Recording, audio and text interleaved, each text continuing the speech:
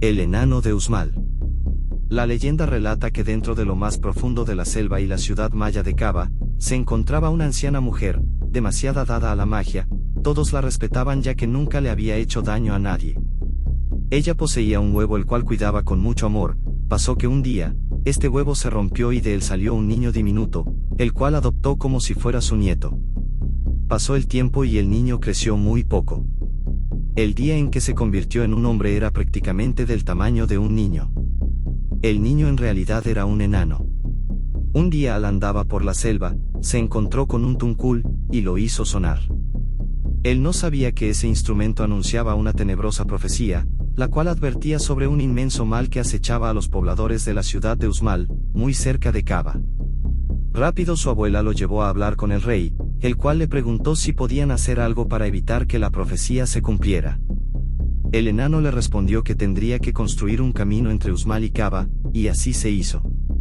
Cuando el sendero estuvo terminado, el enano le informó al rey que debía pasar una prueba para impedir la profecía, el cual constaba de tomar el fruto más duro que crecía en la región y estrellarlo contra su cabeza. El rey así lo hizo, pero el enano se mantuvo de pie. Pero le tocaba al enano y cuando el hombrecito golpeó con la fruta la cabeza del rey, este se desplomó y murió al instante. De esta forma el enano se convirtió en el nuevo rey de Cava y por años había gobernado con justicia y bondad a sus súbditos. Pero al momento de morir quiso aferrarse al plano de los vivos, y continuó reinando con absoluta maldad, torturando a sus súbditos y erigiendo efigies para los falsos dioses. Varias personas de la zona cuentan que lo han visto deambular por las ruinas de Uxmal. Estaba ahí. Muchos la describen como una muchacha de pelo largo y una hermosa belleza, la cual siempre carga consigo un peine de espinas. La Tabaya trae con su figura a aquellas personas que deambulan por la selva o solos, y enloquecerlos de lujuria. Siempre que se encuentra con uno hace como si escapara, con el único motivo que la persigan. Lo que ellos no se percatan, es que va flotando y no caminando. Luego de ser perseguida, la Tabay se detiene junto a una nopalera e invita a la víctima a acercarse. En ese momento ya está perdido, porque una vez que se acerca ella se transforma en un ser horrible con cuerpo de serpiente, cabeza de dragón y brazos espinosos, arrojándolo sobre la nopalera. Todos los hombres que han tenido algún encuentro con ella han terminado muertos o heridos. Muy pocas personas han sobrevivido a este espeluznante ser. La Ekuneli. Cuenta la leyenda que la Ekuneli o la cola negra, es una serpiente del color de la ceniza extremadamente larga, la cual tiene una cola muy ancha y demasiado oscura, se ramifica en dos puntas monstruosas. Se tiene conocimiento que habita en el monte, aunque es normal que baje con frecuencia a los poblados para hacer de las suyas. La picadura de la Ekuneli es mortal para cualquier persona que tenga la desgracia de encontrarse con ella. Es especialmente el terror de las mujeres, pues se dice que las madres y los recién nacidos son sus víctimas preferidas. Su especialidad es que puede detectar a cualquier mujer que esté amamantando a su bebé. Esta serpiente mítica entra en su casa y se va acercando poco a poco de manera sigilosa. Cuando la víctima se da cuenta de su presencia es demasiado tarde. La serpiente rápidamente y sin darte oportunidad de pensar, clava las puntas de su cola por sus fosas nasales, extrayendo toda la leche que producen sus pechos. Posterior a esto, el veneno mata lentamente a la madre y por lo tanto al hijo, que sigue bebiendo de su seno, hasta matarlos. Las leyendas del cenote Sasi. La leyenda cuenta que una curandera y hechicera, X-Men en maya, del pueblo era la jefa de la familia de los Cocom. Era una anciana fuerte e influyente quien tenía una nieta llamada Saknik-Te o Flor Blanca. Por el otro lado Alashwinik, que era descendiente de la familia de los Cupules, tenían un hijo, el cual era el príncipe Huelequín. Ambos adolescentes tuvieron una amistad que culminó con un amor. El cacique, al darse cuenta de esta relación, tomó la decisión de enviar lejos a un poblado en el cual ya había pactado un casamiento para que Huelequín se casara con la princesa de ese lugar. La leyenda relata que Saknik-Te, al percatarse que su amado príncipe había partido, se sintió triste y desolada, había perdido su alegría que la caracterizaba y ese brillo en sus ojos ya no se veía más, así que sin saber qué más hacer, le confesó a su abuela que se encontraba embarazada de Huelequín. La abuela, que era la hechicera más poderosa del pueblo, le prometió que usaría todo su poder para traer de vuelta a su amado príncipe, pero él, al estar en aquel poblado lejano, se había olvidado de ella gracias a la hermosura de su nueva pareja. La leyenda sigue relatando que un día Saknigte, al darse cuenta que se acercaba la boda de Hulkin, tomó la decisión de atarse una piedra a su hermosa cabellera y arrojarse al fondo del cenote maya. Por eso hoy en día es conocido como el cenote Sasí, en memoria de ella. Luego de sucedido eso, el príncipe sintió algo malo exactamente en el corazón. Esto lo llevó de vuelta a Sasí solo para darse cuenta de que su ser amado estaba muerta. Víctima del mal, Hulkin se lanzó al cenote, ahogándose para demostrarle a Saknigte su amor incondicional. La hechicera, al notar esto, dijo: «Te he cumplido, Saknigte, te he traído otra vez a tu amor». Con estas palabras dice la leyenda que de forma simultánea arrojaba una maldición al cenote, el cual cobraría la vida de algún joven para honrar el cariño de Saknigte y Hulkin. Hoy en día se puede hallar el cenote así como un lugar turístico, el cual próximamente hablaremos en Top Yucatán, pero la historia sigue viva en Valladolid. Todos los años, cuando el manto verde del agua se torna a un tono oscuro, se ahoga una persona, y de esta forma se cumple la maldición de la hechicera. Extrañamente todos los cuerpos aparecen precisamente a los 3 días y curiosamente los únicos que nunca salieron fueron Hulkin y Saknigte. Se dice que sus almas permanecen unidas en el fondo del cenote. La leyenda del conejo en la luna.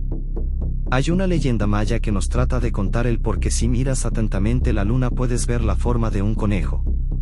La leyenda cuenta que un día Kukulcán, la serpiente emplumada, un dios grande y bueno, salió a viajar una vez por nuestro planeta, en forma de hombre. Como se la pasó recorriendo por todos los lugares en el día, a la caída de la tarde se sintió cansado y con mucha hambre.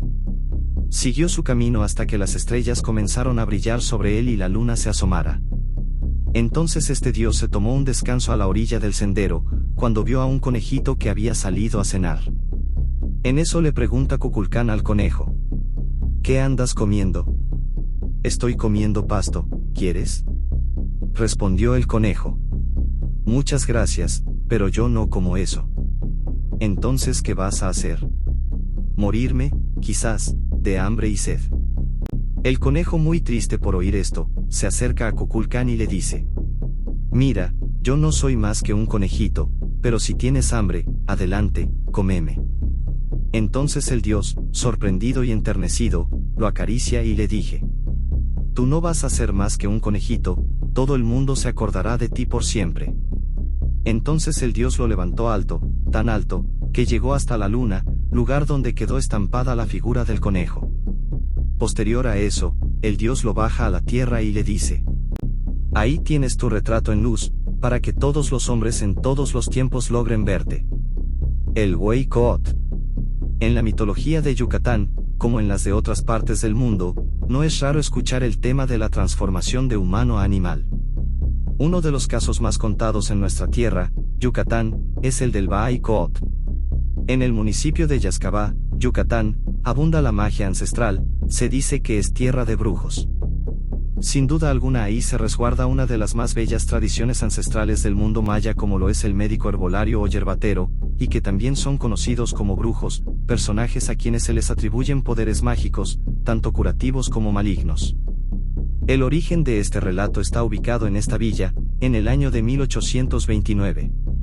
Surge como una leyenda que luego se habría de convertir en mito.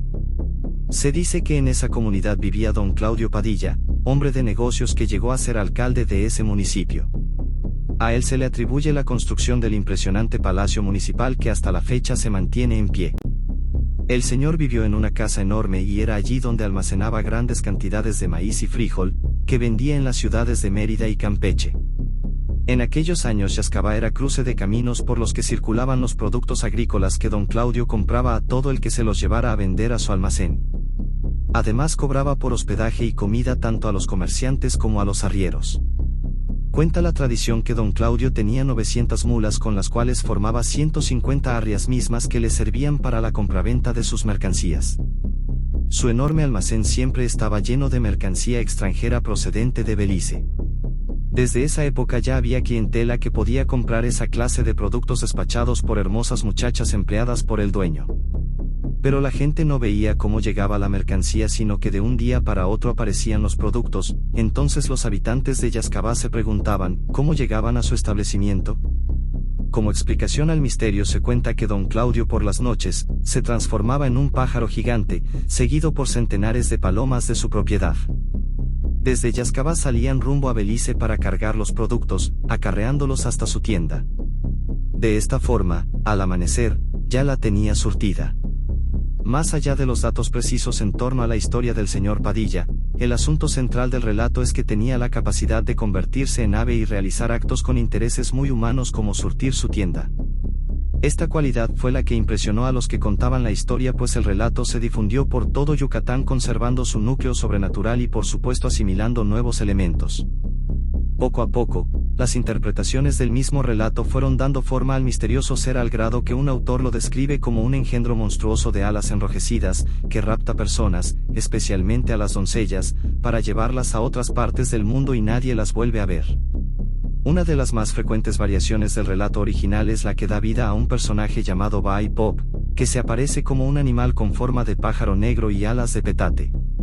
Se dice que come carne humana que consigue atrapando a los hombres con sus garras y luego desaparece en la oscuridad sin dejar rastro. Además, sus alas poderosas están revestidas de miles de pequeñas navajas de pedernal que clava en los cuerpos de las víctimas hasta exterminarlas.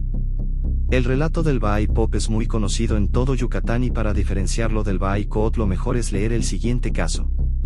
En el tiempo de la fundación de Mascanú llegó al lugar un sacerdote de la Iglesia Católica. En ese mismo día llamó a la gente tocando la campana, pero a la gente no le interesaba nada del catolicismo o del sacerdote. Entonces el sacerdote se fastidió porque no asistía ninguna persona. Se dice que en esos años la gente adoraba a los demonios, todos eran magos. En una ocasión fue una persona del mismo pueblo para hablar con el sacerdote para decirle que era inútil tocar la campana y que la gente no asistiría a la iglesia porque solo adoraban a otros dioses. Entonces el cura le preguntó a la única persona que se presentó qué debía hacer. Le contestó el señor que lo que debía hacer es igualarse a la gente. Para eso tendría que aprender la magia negra.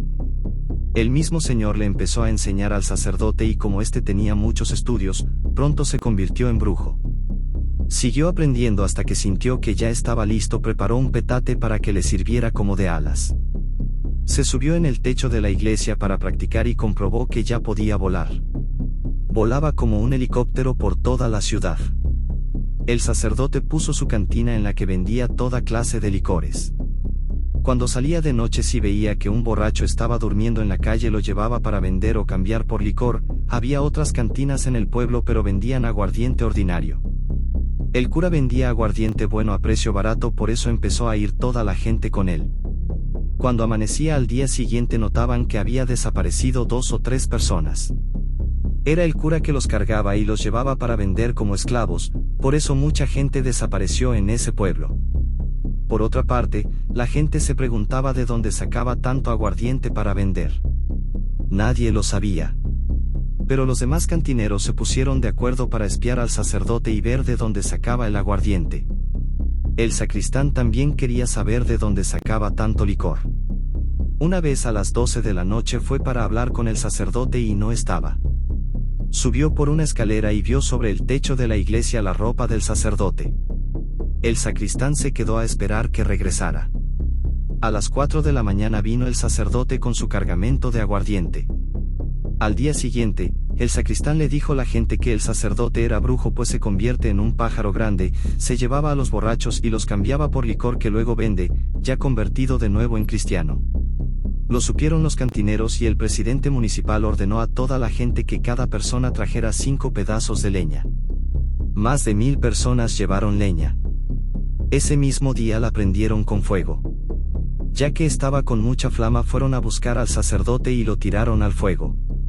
Los cambios que se ven en cada una de las versiones permiten pensar en la forma como se van adaptando los relatos a las condiciones de cada lugar y de cada momento de la historia de los pueblos. La diferencia importante entre el Baay Coot y el Baay Pop no debe fijarse primordialmente en uso de Coot o Pop, dada la variabilidad de la expresión oral, sino en el mensaje que transmite. El primero parece condenar la práctica del comercio ilegal y denunciar, a la vez, las condiciones laborales abusivas que el personaje principal ejerció hacia sus empleadas, las palomas que lo seguían por las noches. En tanto que el Baay Pop enfatiza su contenido en el rechazo y fracaso de la religión católica en su propósito evangelizador. Además resalta el castigo que recibirían aquellos que incurren en una conducta antisocial, como es el beber demasiado. Mérida es una ciudad con casi 5 siglos de antigüedad, posee una belleza arquitectónica única con estructuras centenarias bien conservadas. Sin embargo, han ocurrido hechos espeluznantes, que por la magnitud de su horror dieron origen a casas embrujadas y leyendas de aparecidos. Existen sonados casos que sacudieron a Mérida, donde algunas personas perdieron la vida de forma aterradora, cuyas fantasmagóricas figuras merodean aquellos escenarios de las tragedias y, a veces, se dejan ver, porque sus espíritus no descansan en paz. Casa El Pinar. El Pinar, ubicada entre las calles S35 y 33, sobre la emblemática calle 60 de Mérida, es una antigua mansión construida por el año de 1900, aunque hay discrepancias en fechas. Pues la Biblioteca Yucatanense, en Mérida en la historia dice que perteneció a Miguel Peón Casares en 1906, pero la página oficial del sitio dice que se construyó en 1915. Se tiene registro de que la residencia también perteneció, en 1974 a Margarita Amira Lizarraga Rosado, esposa de Vicente Erosa Cámara, quien la vendió 2 años después a Alberto Bulnes Gadie, excónsul de Austria en Mérida. Lo cierto es que esta casona de muros color rosa y estilo europeo que hace muchos años marcaba la frontera donde terminaba Mérida e iniciaba el pueblo de Itzimná, está envuelta en un halo de misterio, por una historia de dolor, locura y muerte. Un joven matrimonio portugués habitaba esa casa por ahí de 1984, probablemente rentada, y a la esposa la mordió un murciélago que le transmitió la rabia, lo que le habría causado irritabilidad, cambios bruscos de humor y alucinaciones. Alaridos de dolor rompían la quietud de la noche. Aunque ya existían las vacunas antirrábicas, los tratamientos no estaban tan avanzados, por lo que la joven mujer daba alaridos de dolor que la quietud de la noche expandía con más intensidad. Ningún medicamento lograba calmarla, por ello el esposo, cansado y temeroso de la agresividad de la mujer, decidió encerrarla en una habitación de la casa El Pinar hasta que finalmente falleció y el esposo abandonó la propiedad. Sin embargo, cuando ya nadie la habitaba, vecinos y transeúntes escuchaban desgarradores gritos, murmullos y ruidos provenientes de la casa El Pinar. Incluso hay quienes aseguran que han visto la silueta de una mujer en sus jardines. Entonces se corrió el rumor de que su espíritu seguía penando. Tiempo después, en 1990, la casa El Pinar tiempo se vendió a José Trinidad Molina Castellanos, para habitarla con su esposa, María Lucía Casares Espinosa. De acuerdo con el investigador Israel Katzman en su libro Arquitectura del siglo XIX en México, el monumental diseño de la casa El Pinar estuvo a cargo del arquitecto Pío Piacentino. La dirección de la obra la realizó el ingeniero Enrico Deserti, los mismos que edificaron el emblemático Teatro José Peón Contreras. Hoy la casa está abierta al público y puede verse como en su época de esplendor. Casa La Jardinera.